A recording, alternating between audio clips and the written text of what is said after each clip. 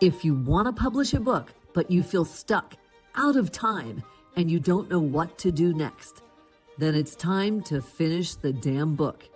Here's your host, Susie Schaefer.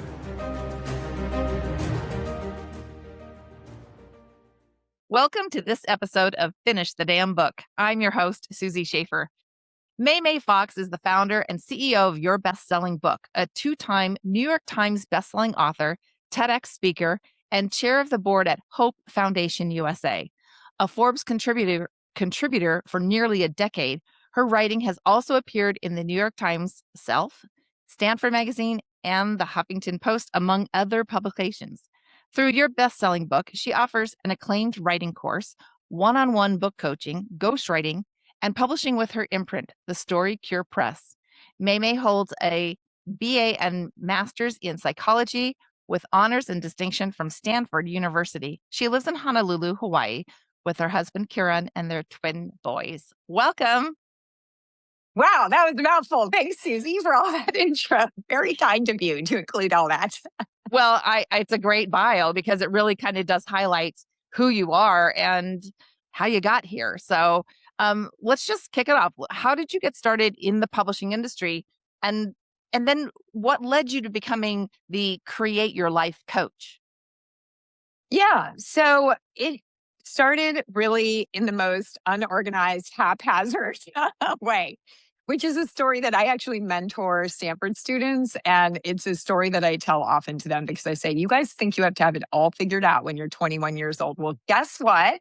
Even if you do, life has other plans. So my story is like that. I finished my bachelor's and master's at Stanford thinking I was going to go for a PhD and become a professor of psychology. That was my intention. I got accepted to the program I wanted to go to.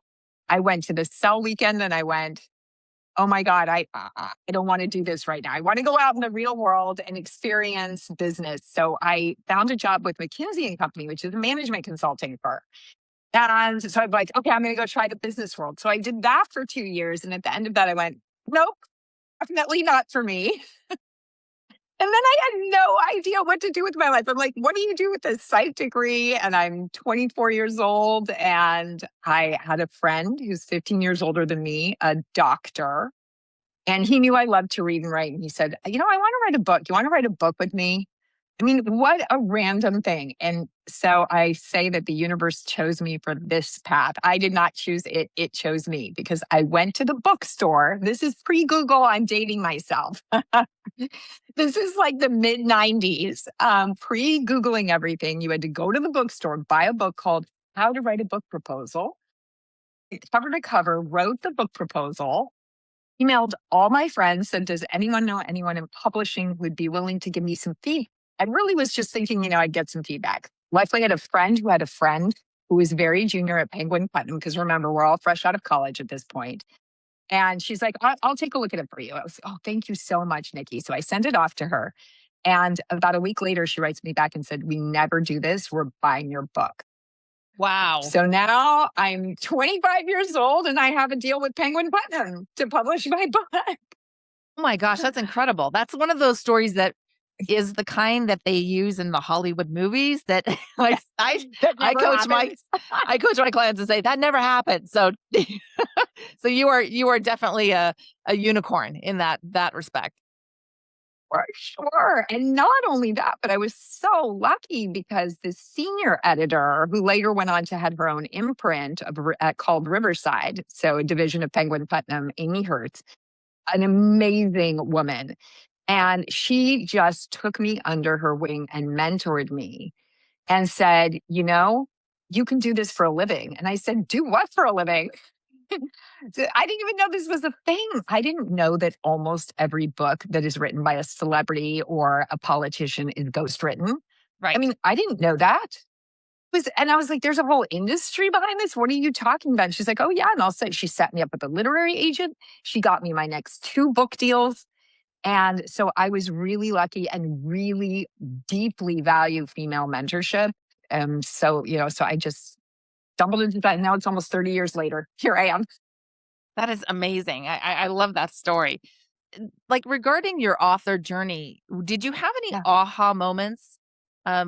Like that you didn't, I mean, obviously understanding that there was a whole industry that behind the books themselves, but did you have any really big moments where you just said, wow, this like a complete epiphany? That's a great question. I mean, yeah, definitely the industry behind it, learning about publishing, learning that it's something like 80 to 90% women, by the way, from top to bottom, from editors to publishers to marketers, which I really love personally.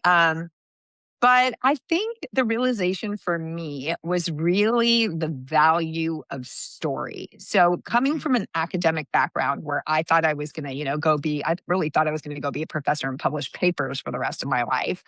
Um, I was very tuned into the facts and the footnotes and the data and the research, right? Right. And what I discovered very quickly is the human brain can only tolerate so much of that.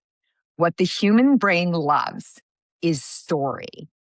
Yes. And the minute you start, once upon a time, the human brain perks up, tunes in, and says, hey, wait a second, this is interesting. And there's so much competition for our attention right now that you have to grab people's attention. And the way you do that is with story. Yes.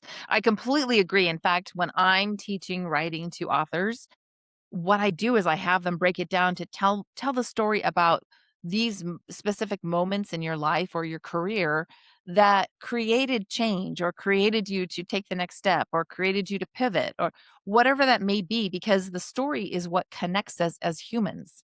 It is how we relate to one another. So it's not the facts, it's not the details behind the scene. No one cares about that stuff really. We do that simply to support the work that we do, but it's you're exactly right. It's the stories. That's how we as humans connect with each other. It's how we care. And it is so valuable. Even if you think you're the big expert and, you have a really important, let's say you're a doctor and it's medical advice, or you're a business person and it's business advice, to communicate that by illustrating it with story, story, story. Mhm. And whenever I'm given a manuscript, if somebody comes to me with a manuscript that's already written and they want me to do what's called a developmental edit and kind of elevate the manuscript, I guarantee you that one of my chief pieces of feedback will be, we need a story here. We need a story there. Exactly. Yeah, because you have to make it so that it's real for the person so they can get wrap their heads around it and understand that the the details, the technical stuff, it is connected to a story and an outcome. So, tell me a little bit about what is the best-selling book blueprint and how does that work? Okay. Thanks for asking. So I've been working really hard on that for like the last 6 months, just to let you know. Um, so I spoke with this guy, Alan Firth, who's amazing. I mean, he's really like a genius. And he has a company called Veil Ghostwriters, but they're not ghostwriters in the sense of ghostwriting books. They're like marketing ghostwriters. And he said, let me help you create this 5-day email series. And the idea behind it is you ask people to sign up when they come to your website, on your social media, whatever it is. And I'm going to give you 5 days of emails that take you through the journey of writing your book. Obviously, it's very abbreviated and accelerated. It's nowhere near like going through my 12-week course on writing a book, but it is full of juicy information. It is meant to add tremendous value to your life so that you really feel like, wow, I am benefiting from this. And so each day for 5 days, you get an email with like just packed full of helpful information for writing your book. And you can get a free PDF download of some kind, like my publishing roadmap, which outlines the approximate time frame to publish your book. And at the end of that, you're supposed to feel like this woman knows what she's talking about. I can trust her. And hopefully you've gotten a good kickstart. And maybe you're going to take that and you're going to go say, you know what, I can do this on my own. And that's great. If that's Yeah. it, that's great. The outcome for me is I get your email. And just to be very upfront, because I am a huge believer in the email newsletter. I know Yep. you and I have talked about this before too. Like from my perspective of having been in this industry for 30 years and also now having worked very intensely with authors as they launch their book, the number one marketing tool is the email newsletter Mm-hmm. because you are directly in their inbox. Do you agree, Susie? I totally agree with that. In fact, you just reminded me that it's time for me to send another newsletter. So thank you for that. So let me ask you this question, because this is, the topic of the year kind of thing. And, we're just getting started here. But what are your thoughts on AI in publishing? Yes, such a hot topic. Yeah. My gosh. So I'll back it up and say that I was in the middle of teaching my very first online course, which I had worked for months to create and launch when ChatGPT came out. Mm. And I had a total meltdown. I'm going to be very upfront with you. I had a total panic attack. I was like, oh my God, it is the end of my business. As I'm teaching my first course, I'm done. Like, there go my 30 years of expertise. And luckily, my best friend who works with me at Your Best-Selling Book, Jen Tate, who went to Stanford with me, and she is a total technophile. Like, she's always up to date on the latest technology. And she said, MeiMei, you've got to lean into it. You've got to jump in. You've got to learn it. You've got to start using it. And it was the best advice. So I did. I immediately started working with various tools from ChatGPT to Claude to Notebook LM. And the long and the short of it is, I'm still getting clients. And I bet you are too. Oh, yeah. Yeah. And my takeaway is it is a fantastic collaborator. I love AI. I mean, in terms of helping me formulate a table of contents, it's mind blowing. Yes. Like, I start having a conversation with it. It's like I get a table of contents. It has great ideas. It has bad ideas. And it's like it's like having a collaborator right there in your back pocket. Exactly. And I think you're right. If you use technology the right way, it not only does it help you with all your tasks, but it helps us in business. But I remember it was probably 10, 15 years ago when ebooks and audiobooks really kind of came on the scene. Yeah. And everyone was freaking out saying, oh my God, this is the end of libraries and bookstores and physical books. And, there's all this doom and gloom. And actually, it's quite the opposite. It has helped the book industry flourish because now we have created hybrid readers. And so it really has helped all of us in our industry, but also it has now provided so many more options for people to read. And we're seeing this in the younger generations that now they're picking up books that in that little gap between, there was a lot of people that kind of like stopped reading. But now that we have the Yes. technology to support this industry, we have more people reading and we have this industry is flourishing. So you're right.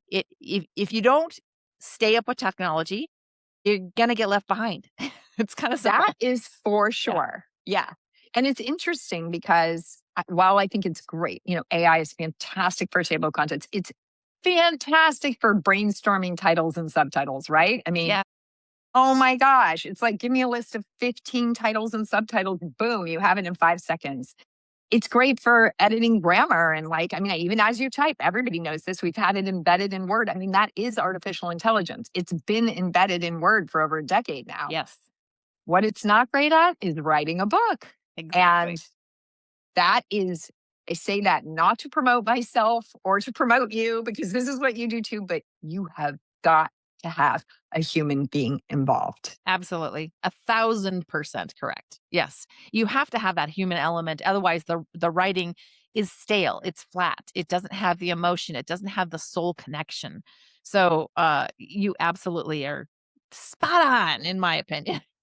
And how ridiculous is it now? Like, even if you're not reading books written by AI, just anyone now, if you are on LinkedIn, like, you are seeing those LinkedIn posts and it is so obvious, right? It Susie, is. can't you tell? You can spot it in like 5 seconds. It's like, here's the thing. Here's what I learned. And then it goes like, not this, but that. Right. It has this whole cadence and this sentence structure. It's boring. And It's boring. but you're right, because the whole idea of AI, and you're talking about, grammar, spelling, like all those things. I even use it for keywords and categories. It helps me determine, because I can take the book description. It helps me determine what are those best keywords and categories, and then I can fine tune it because I understand the industry. So I'm taking what it's giving me and then using that as the tool to say, okay, I like these keywords, but I could actually take these two keywords and these keywords and create one string of keywords that's actually going to actually help the SEO, right? So, I'm so glad you brought that up. yeah. So good for that too. And even generating like back cover synopsis for Amazon. Yep. And to be clear, I would like to be clear, I do not ever take one thing that AI generates and go with it 100%. Like everything needs a little tweak, a little adjustment, right? It needs that human connection. It has to have your own spin on it, because otherwise people are going to see through it. They're gonna be like, that's not MeiMei talking. That is some robot that just That's wrote the that. robot. That's what we call it in our house too, Susie. We call it the robot. We're like, ask the robot. I love that. It's like, ask the Google machine, Yeah. Ask the robot. Yeah. Ask Alexa. Well, and what I've seen in terms of books, because now I've had several clients come to me with completely AI generated manuscripts. And again, this is for more of a developmental edit. They're like, oh, I wrote a book. And I say, okay, great. You wrote a book with AI. That's very obvious. No problem. No judgment. Like, I get it. It's a great starting point. And what I find is it's definitely still not there. Now, it's probably going to get better and better with every passing year. But right now, it's highly repetitious. Yes. Like, highly. Yeah. And just think about this woman's book who she's like telling the story of her husband having died in a car accident, leaving her as a widow with 3 kids. And like, which is terrible and a big shocking moment, right? And you're going to use that in a book as a big transformational moment. Yes. But when the AI uses it 8 times. Yeah. So now it's watered down. Doesn't have the same effect. Exactly. And boring. So let's talk a little bit about your career and you building the business. Did you have any pivots, shifts, or big, moments where you had to change the course as you expanded your business? Yeah, so many. I mean, so right? What is being self-employed and an entrepreneur besides I have learned pivoting? Yes. Seriously. That's what it's all about.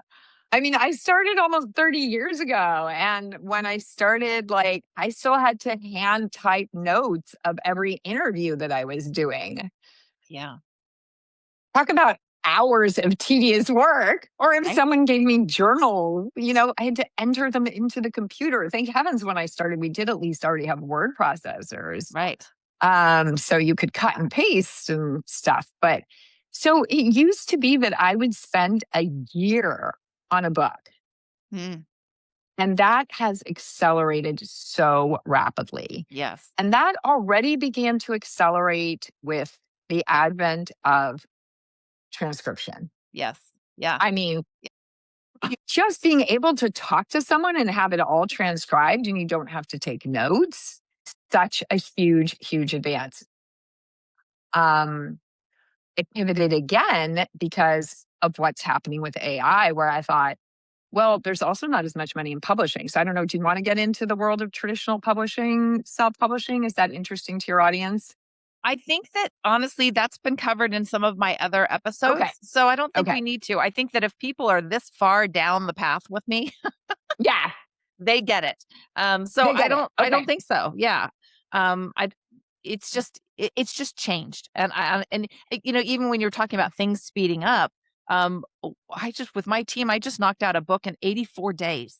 Like that's a record for us. 84 days. Now, granted, that's post editing, right? But 84 days, we had, a proof edit, cover design, interior layout, a physical proof ordered, and online and ebook, and 84 days. I'm like, we did not have the ability to even do that before because things took longer. So everything took longer. Yeah. But also in terms of the money. So just like the money for your audience, I won't go into all of it, but the money is traditional publishing, right? Like when I got my start, people would get these huge advances. Oh my gosh.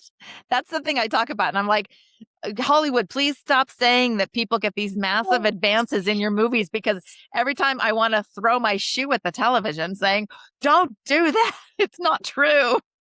You're Carrie Bradshaw and you're going to throw your $2,000 Manolo Blahnik at the TV. I don't have any Manolos. I live in the mountains. Are you kidding? When you're a writer in New York City. Oh, yeah. I mean, I love that fantasy. Yes, I know. But it's so unrealistic because that's not what happens. Yeah. But you know who gets a book deal like that? Prince Harry. Yeah. The book Michelle is ghostwritten. Yeah, and the book is ghostwritten. Exactly. And they're putting gobs of money into promotion. Yes. They're not pocketing that advance either. You know, I just want people to be aware of that. Like the last big book I wrote, and calling it a big book. Now, this was a decade ago. We got an advance of over $500,000 to write this book. The publisher said to the author, I hope you spend that all on PR and marketing. Yep. Yeah. It's not like you're going to go buy a fancy new car. No. Exactly. Because your publisher also, in traditional publishing, also has an expectation for you as an author to do certain things. And if you don't, then you have violated your contract. You know? Exactly. Not a good look for so you an have author to deliver. Absolutely. Yeah. MeiMei, can you talk a little bit about, are there any spiritual experiences that you can attribute to you working in this industry, publishing multiple books and doing the work that you do? I mean, for me, it has been totally transformational in my personal life, like completely transformational. And that started with the first book I wrote was called Sexual Fitness, which sounds kind of racy, but it was really the time that Viagra was coming out on the market. And this guy was a doctor and he wanted to write a book that was like, hey, you can take Viagra or you can have a healthy diet, exercise, take supplements, and you can have a great sex life all the time without popping a pill. So that was kind of the incentive. That's why we got the book deal too, because it had that little racy, kind of element, right?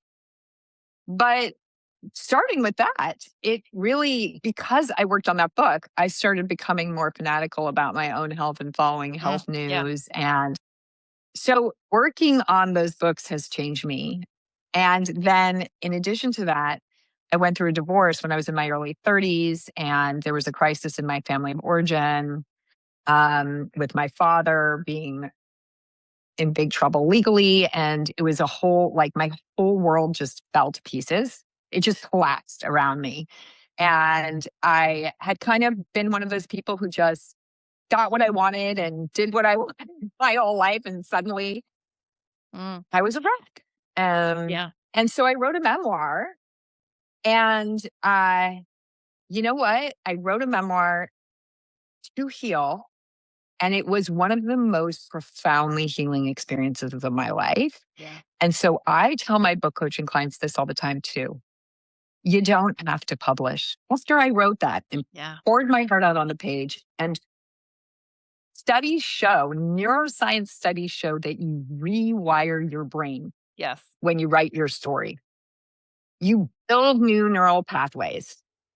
So I could feel the healing. I felt like it was worth years of therapy. Totally. I completely agree with that. Yeah. Yeah.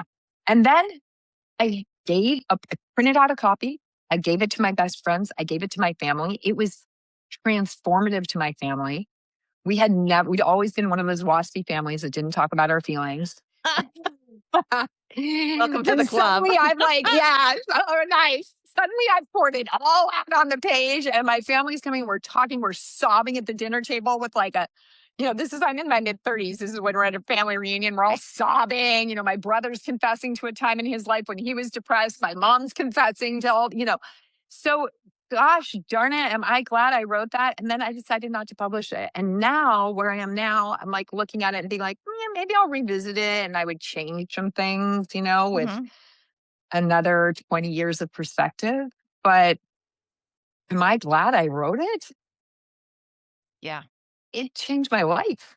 Yeah, it does. And I think that's the experience that I hear from so many authors that I work with, that that writing the book is transformational. And even if it's not healing trauma or dealing with family stuff or whatever it may be just the fact that they needed the confidence to see themselves differently and to get out of imposter syndrome and show up as the expert in their field as they are. Sometimes that's the whole message, is like, you just write that book because you are a badass and you deserve to be seen, right? I love that, Susie. That's Yeah. such an excellent point. And then I also have had clients that I've worked with and people who've taken my course, um, who are their grandparents. And you know what? They're just writing something and maybe Mm, they'll even finish the book and publish it on Amazon, but they don't care about selling it. yeah. They want a tangible object to leave behind for their grandkids. I actually have a book I'm working on, a gentleman with who was the tabletop tennis champion in India, and he is writing a book Ooh. for his grandchildren right now, and I'm working on that. And it's like the best experience because you're seeing all these things that people have gone through in their lives that like we have made no perspective of.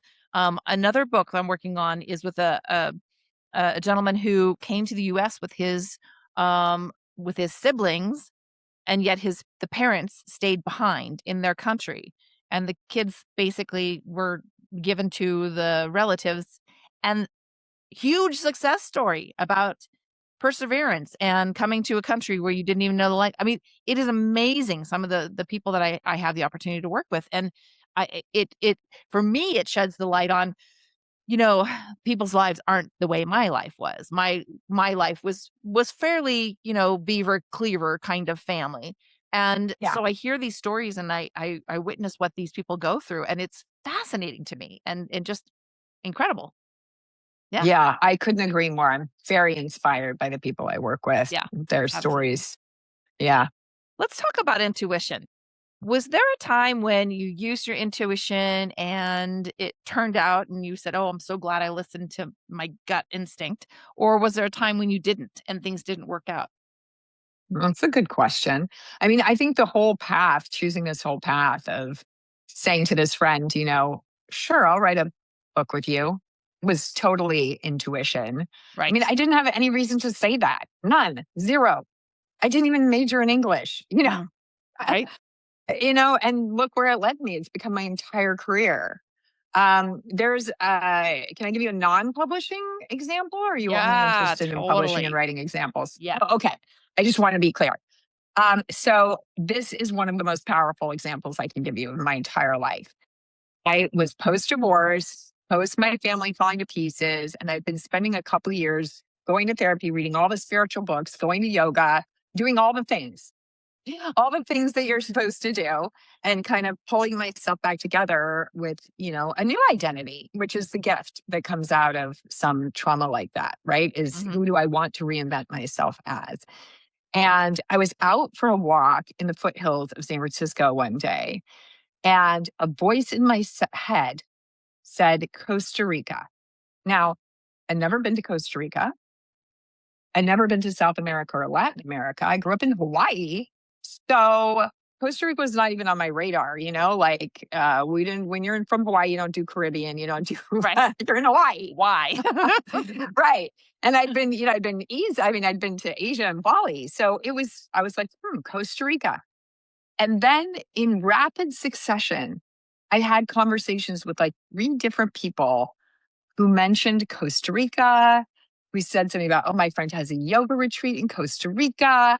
And, I'm sure now I've studied the neuroscience behind it a bit where, you get tuned in. Mhm. But Yes. mm, I was like, I'm going to go to Costa Rica for 3 months and I'm going to learn how to surf finally because I grew up in Hawaii, not surfing, just bodyboarding. And I'm going to write. And that's when I went to write my memoir. Mm. That's when I went to write my memoir, which I didn't publish. And I was down there for 3 months. And on the last day of 3 months, I went out for my very last surf. I gotten to the point where I could paddle in, stand up. Like, I was very proud of myself. Never had aspirations of being a great surfer. And I had this fantastic day.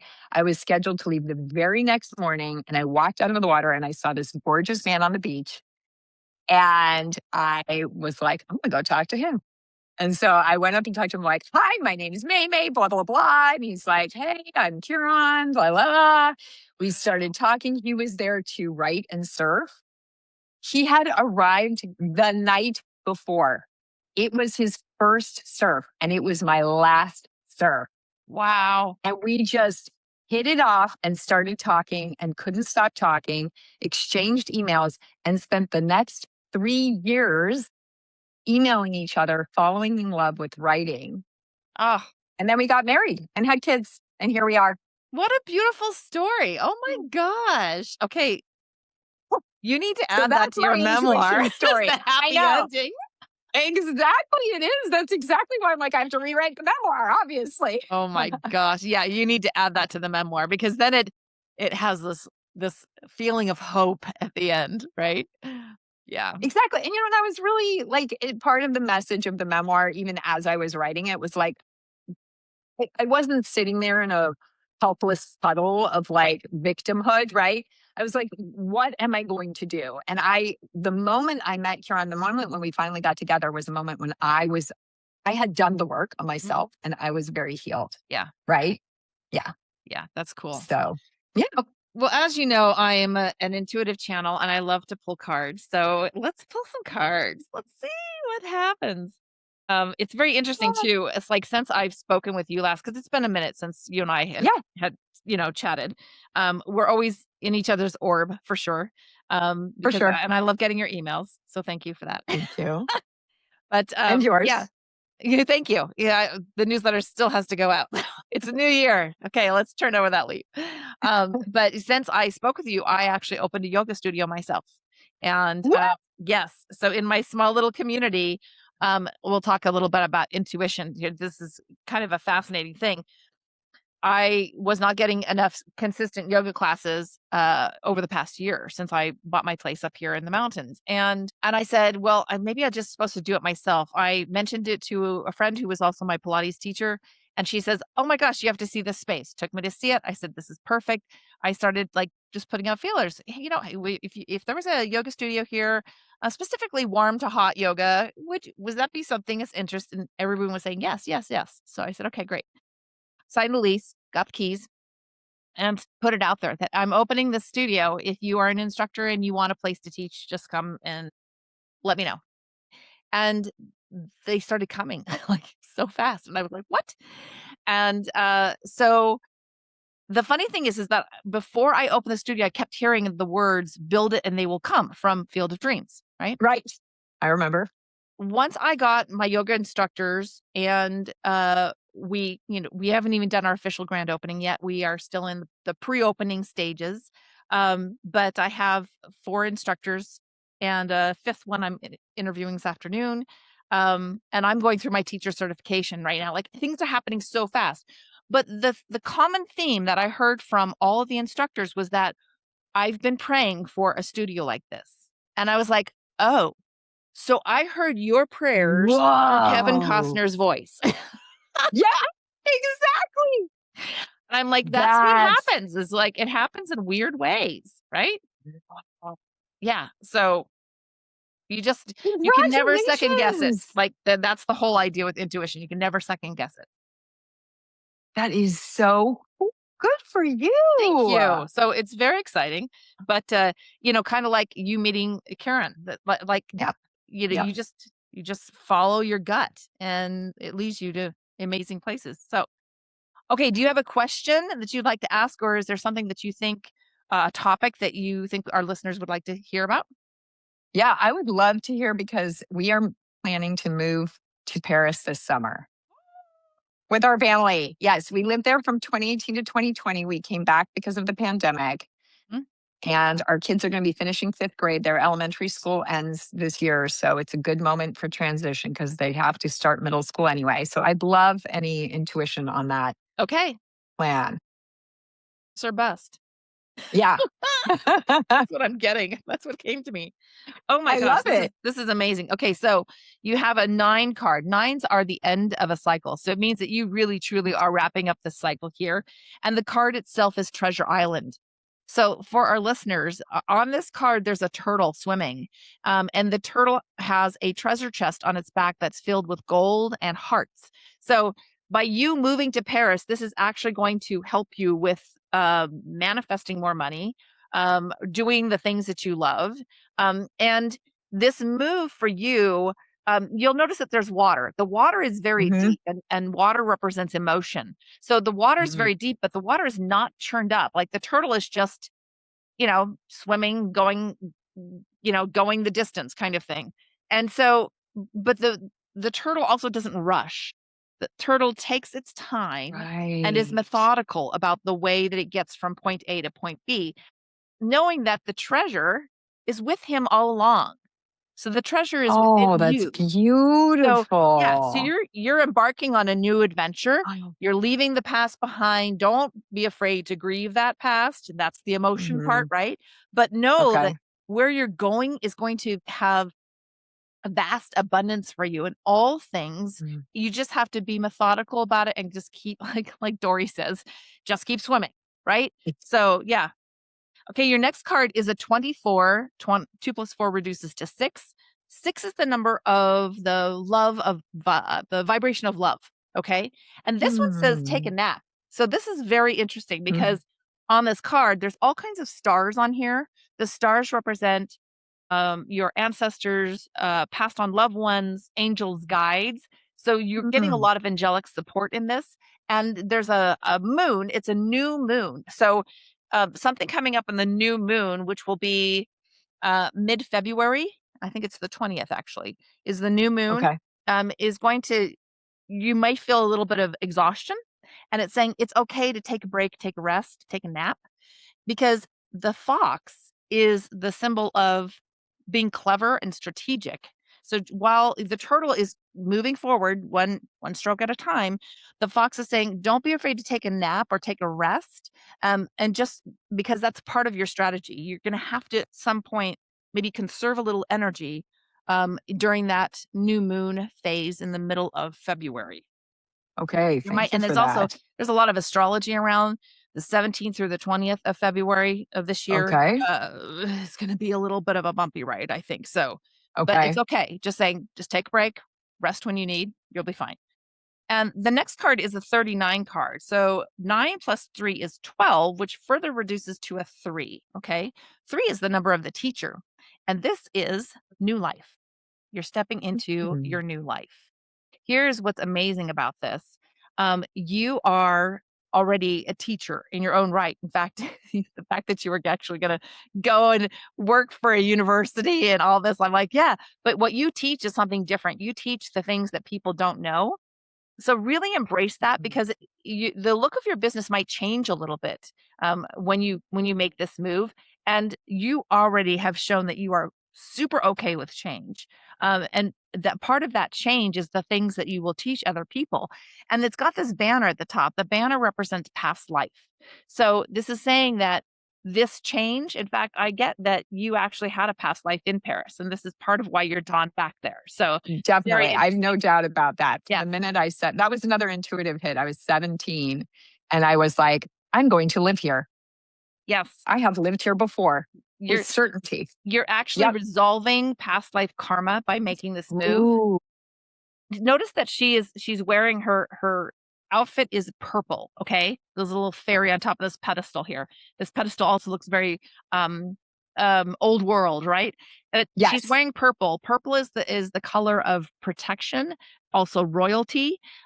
So I would recommend that you get an amethyst and you make sure that you're carrying amethyst with you during all your travels because it is a method of protection to keep you and your family safe. In fact, you might want to get everybody in the family an amethyst. I personally like Okay. polished ones, and you can have them keep it in their pocket, in their bag, Okay. however. But that purple amethyst is going to keep the family safe. Um, it's going to be amazing. Like once you get there and you get tapped in, you're going to be like, "Wow, this was so the right move." Let's get a timing card. Let's see. Do you have an idea of when you're moving? I mean, it's this summer because it's constrained by the school year and, Okay. the right time for them to end. their school here in Hawaii, the end of elementary school and begin middle school there, which they start the same year, which is lucky. They start with 6th grade as middle school. Okay. I'm going to ask So, when do you feel settled in your new home in Paris? Let's just by the end of this year. Love it. You'll be celebrating Love it. Christmas in your new home. Everybody's going to Okay. feel like settled, and we got our mojo, we got our schedules down. It's going to be good. So that's super. Like you are less than a Beautiful. year away from living your dream life. I love that, Susie. Thank you. What a beautiful, beautiful message. Thank you for that. You're welcome. You're welcome. I love when good messages come through like that. That's super cool. Yes. So one last thing, MeiMei, how can people work with you and find you? Yeah. Well, my name is very recognizable and easy because I am MeiMei Fox everywhere on the internet, and I'm so far the only one. Everybody else back off, you other 8 billion people. Yes. So MEIFOX, the only MeiMei Fox out there on LinkedIn, Instagram, Google me, whatever. And then my company website is writeyourbestsellingbook.com. So writeyourbestsellingbook.com. Love it. That's it. And I'd love to connect. Please find me, connect with me on LinkedIn. Like I invite that. Substack. I finally got active. That was one of my intentions for last year, and I finally did it. Yes. Getting I on love that. Substack. So do you have any final words of wisdom for our listeners? Well, I end my TED Talk. I did a talk at TEDx Boca Raton, and I end it with a beautiful, delicious quote from Mr. Rogers, who I loved when I was a little girl. I have his book And on my shelf. I do. Oh my gosh.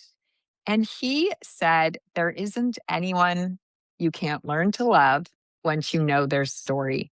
I mean, isn't that the truth, Susie? It's so true. It's so true. It's so true. I mean, you could be a political, there's all this talk about political divide and yada yada, but we are all humans. We all have a story. We all have a journey. So I just invite you to tell your story to others, share it, listen to theirs. It's going to inspire you to write, I promise. Yes, absolutely. MeiMei, Yeah. thank you so much for being here today. Thank you for having me, Susie. And if you found this interesting, I encourage you to join me for the next episode. And be sure to subscribe. Until then, keep on writing so you can finish the damn book. We'll see you next time. So that's it for today's episode of Finish the Damn Book. Head on over to wherever you listen to podcasts and subscribe to the show. And join us on the next episode.